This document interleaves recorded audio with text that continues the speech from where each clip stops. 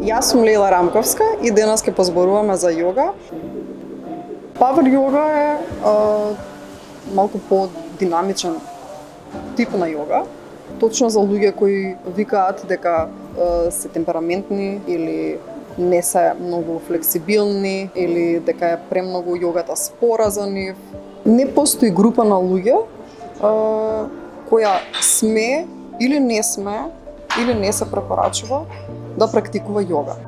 Секој може да практикува јога. Само е важно да се најдеш вистинскиот тип на јога кој што ти прилега на твојот карактер.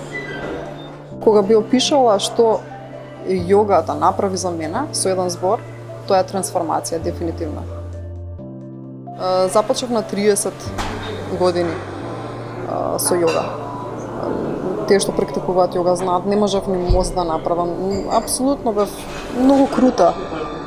И многу, не само крута, туку немав ни снага.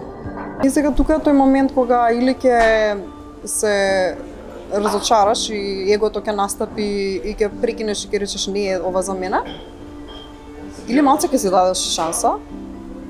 Секој што им го кажувам и на тие што ќе почнат кај мене на часови да не очекуваат резултати веднаш.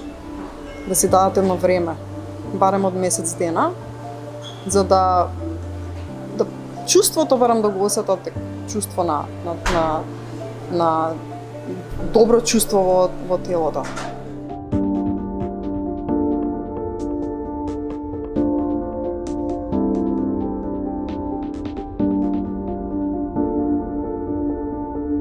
Јас кога почнав со јога, сфатив една работа дека е најважно за било каков спорт, било каква физичка активност, да не си се ограничуваш дека треба да вежбаш, например, 1 сат. Со таа мисла, кога ќе почнеме, кој ќе вежба сега саат, 2 сат? Многу е поквалитетно вежбањето или практикувањето на јога да биде во континуитет. Има пола саат, саат пракса и не дека можам сега да ми речеш, оп, застани, стој на раце.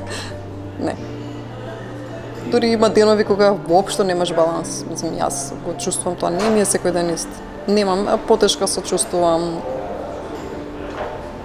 Така да би препорачала. Без разлика со кој спорт се бавите, комбинирајте го со јога. Има типови на јога за секој тип на човек.